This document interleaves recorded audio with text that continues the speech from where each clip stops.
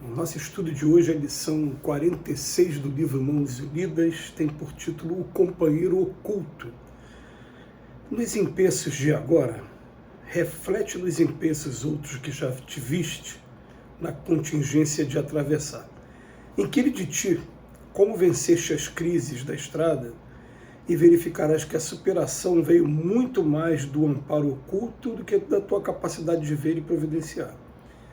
É que detinhas ontem quanto possuis hoje, e terás sempre o companheiro encoberto que trabalha contigo em silêncio. Lágrimas que te pareciam inestancáveis desapareceram um dia de tua face, enquanto que sorrisos de confiança te repontaram do rosto à maneira de rosas a se te enraizarem incompreensivelmente no coração. Dificuldades que te sitiavam a vida à feição de labaredas ameaçadoras por todos os lados extinguiram-se como por encanto, qual se chuvas balsâmicas jorrassem do céu, libertando-te a passagem para outros campos de interesse e realização. Aversões gratuitas te amargavam as horas, mas um instante apareceu em que os teus mais ferrenhos inimigos te brindaram com testemunhos de solidariedade e simpatia. Provações necessárias te deixaram um espírito, lembrando gleba arrasada por praga consumidora, entretanto, novas plantações de afeto e de esperança nascerem em derredor dos teus passos, encaminhando-te à lavoura do encorajamento e da paz. Se indagas de ti mesmo como e por que te sucederam semelhantes prodígios, não sabes explicá-los na origem, dando-te conta unicamente de que te achavas no desempenho das próprias obrigações, quando o apoio invisível te surpreendeu com luzes e bênçãos renovadoras. Ainda hoje, se mágoas e obstáculos te visitam, prossegue na área dos deveres que o mundo te conferiu, porque Deus, o companheiro que te sustenta e te inspira, permanece contigo, propiciando-te sentido à tarefa e significação à existência.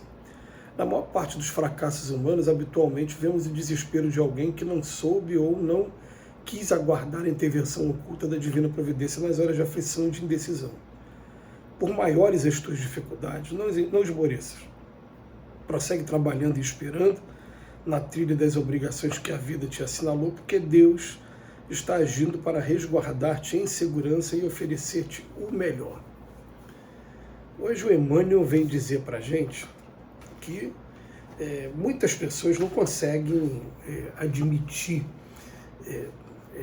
reconhecer, na verdade é a melhor palavra, né? Uma intervenção oculta, porque estão vivendo o materialismo pleno. Nós tivemos acesso a uma estatística interessante, uma estatística que vem apontando que no planeta Terra de hoje, 25% da população, um quarto da população, já está desperta para a evolução espiritual. 17% está vivendo trevas plenas ainda, e o que sobrou, os 58%, são indiferentes. Estão apenas acordando, indo trabalhar, assistindo os filmes na TV e vivendo a vida cotidiana sem ter a menor preocupação com o progresso espiritual, com a vida espiritual. Esses 58% e até mesmo esses 17% que vivem em trevas ainda não se deram conta de uma intervenção divina, de uma intervenção oculta. E é uma porcentagem ainda bastante significativa, muito significativa. São 3/4 da humanidade. 75% da humanidade ainda não acordou. Os espíritos vieram dizendo, inclusive, que quando a gente conseguir chegar aos 50% de despertos, a gente vai estar com o mundo regenerado. A gente ainda está em 25% de dispersos. Aí a gente fica pensando no seguinte, né? A gente usa aqui, como o Emmanuel utilizou aqui, Deus, e de maneira bastante abstrata, né? Porque Deus, quem é Deus? A inteligência suprema, causa primeira de todas as coisas. Ele é meu companheiro, mas é companheiro de cada um. Aí a gente tem que partir para aquele estudo de como é que Deus atende a cada um de nós. Aí a gente vai chegar naquela informação que os Espíritos trazem para a gente. Aqui, no planeta Terra, Jesus, ele é um governador para a gente. Tudo bem.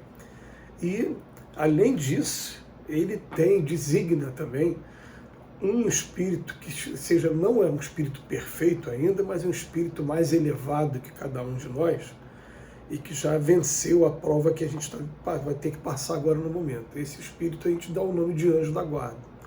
E essas intervenções que o Emmanuel vem falando aqui do companheiro oculto, né, que apareceu normalmente, a gente vai acreditar a essa figura que a gente chama de anjo da guarda, ou a gente vai também, em alguns momentos, poder também acreditar aqueles espíritos que a gente chama de espíritos familiares, espíritos que têm afinidade com a gente, que nos amam e que por isso procuram também nos proteger, nos envolver também.